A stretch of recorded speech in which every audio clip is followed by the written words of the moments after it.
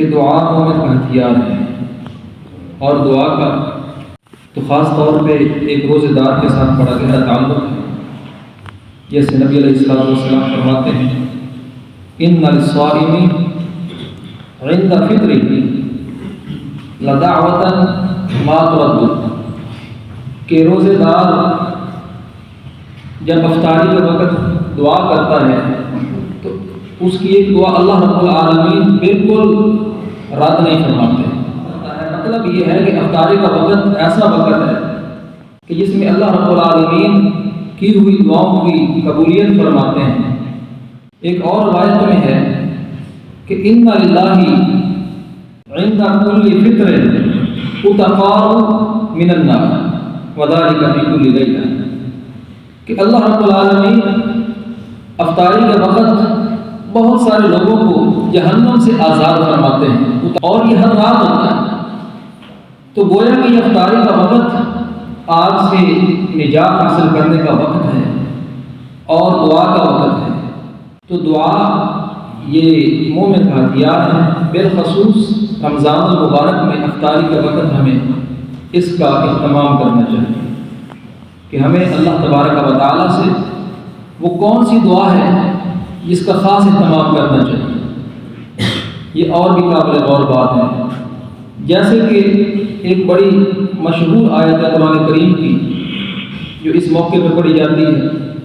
کہ کتب علیکم الصیام کما کتب علی الذین من قبلکم لعلکم تتقون پہ ختم ہوتی ہے، یعنی تم روزے رکھو اس لیے کہ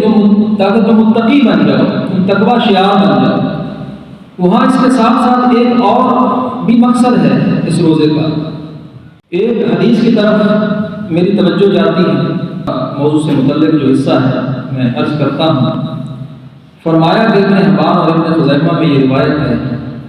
کہ من ادرک شہر رمضان، نبی علیہ السلام فرماتے ہیں کہ جب میں نے ممبر پہ قدم ڈالا تو جبرائیل علیہ السلام آئے اور انہوں نے کہا کہ اے اللہ کے حبیب، جس نے رمضان کے مہینے کو پایا فلم یغفر لہ، اور پھر اس نے اپنی مغفرت نہ کروائی، یعنی اللہ سے معافی نہ مانگ لی، اپنے گناہوں پر اپنے آپ کو پاک نہ کر لیا، اپنے گناہوں پر اللہ کے حضور شرمندہ نہ ہوا، فدخل النار، پھر وہ آگ میں گیا، پھر وہ نہیں بچتا، پھر وہ آگ میں گیا، فبعدہ اللہ، اور اللہ اس کو دور کرے اپنی رحمت سے کہ اس غنیمت موقع سے بھی اس نے فائدہ نہیں اٹھایا۔ قل آمین، یہی جو اتفاق نہیں کیا بلکہ جبرائیل علیہ السلام کہنے لگے کہ آپ کہیے آمین، فقلت آمین، تو میں نے کہا آمین۔ تو آپ یہاں سے اندازہ کیجیے کہ کتنا حساس معاملہ ہے، کتنا موقع غنیمت ہے اگر انسان اس کو ہاتھ سے جانے دے۔ اس میں کرنے کا کام کیا ہے؟ سب سے جو ترجیحاً کرنے کا کام ہے یہ ہے کہ انسان نے اپنی زندگی میں جو گناہ کیے ہیں یہ ایک ایسا پیکیج ہے جس میں اللہ سے معافی مانگے۔ صغیرہ گناہ ہے، کبیرہ گناہ ہے، اگر مخلوق کی نظروں سے اس کی بچت ہو گئی ہے تو یہ موقع ہے کہ انسان تنہائی میں اللہ کے حضور گڑ گڑا کے رو کے اپنے آپ کو پاک کر لے۔ ایک بات اور پھر اس کے ساتھ نہ صرف افطاری کا وقت بلکہ سحری کے وقت کے بارے میں سورۃ الذاریات میں اللہ رب العالمین آیت نمبر 17 اور 18 میں فرماتے ہیں کہ جو متقین ہیں قلیلا من اللیل ما یہجعون،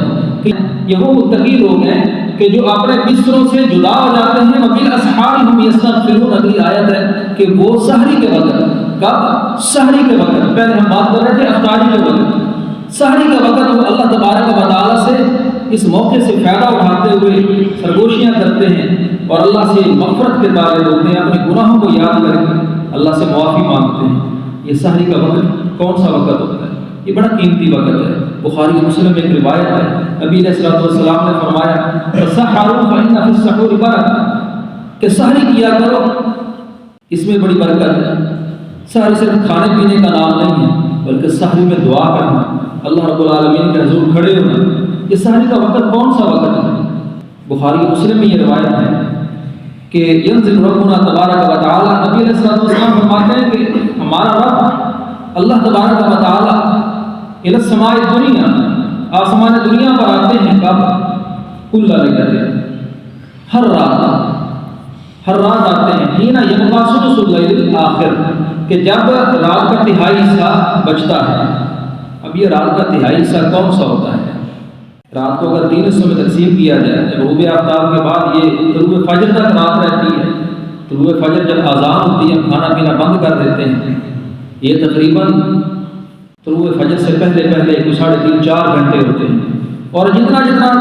طلوع فجر کے قریب وقت آتا جاتا ہے اتنا اس کی قدر و قیمت میں اضافہ ہوتا جاتا ہے، اور اس وقت اللہ رب العالمین ایک تو ہے کہ انسان پکارتا ہے، آسمان سے اللہ کی ندا آتی ہے، اللہ تبارک و تعالیٰ فرماتے ہیں فَيَقُولُ مَن يَدْعُونِي فَاسْتَجِيبَ لَهُ، ہے کوئی دعا کرے مجھ سے میں اس کی دعا کو قبول کر لوں، مَن يَسْأَلُنِي فَأُعْطِيَهُ، ہے کوئی سوال کرنے والا کہ میں اس کو عطا کر دوں، مَن يَسْتَغْفِرُنِي فَأَغْفِرَ لَهُ، اور یہ وہ تیسری بات ہے کہ وَبِالْأَسْحَارِ هُمْ يَسْتَغْفِرُونَ، کہ وہ لوگ سحری کے وقت اٹھتے ہیں اور اللہ سے استغفار کرتے ہیں، کوئی ہے جو مجھ سے معافی مانگے اس کو معاف کر دوں۔ اب تو اللہ رب العالمین خود کہہ رہے ہیں، تو یہ ایک موقع غنیمت ہے کہ ہم اس سے فائدہ اٹھائیں، آئیے مل کے عزم کریں کہ اس موقع سے فائدہ اٹھاتے ہوئے رمضان کا جو مقصد ہے ہم اپنے آپ کو نہ صرف تقوی شعار بنائیں بلکہ گزشتہ جو ہم سے کوتاہیاں ہوئی ہیں، ہم سے گناہ سرزد ہوئے ہیں، اس پہ اللہ رب العالمین سے معافی کے طلبگار بھی بنیں۔ اقول قولی ھذا آخر دعوانا ان الحمد للہ رب العالمین۔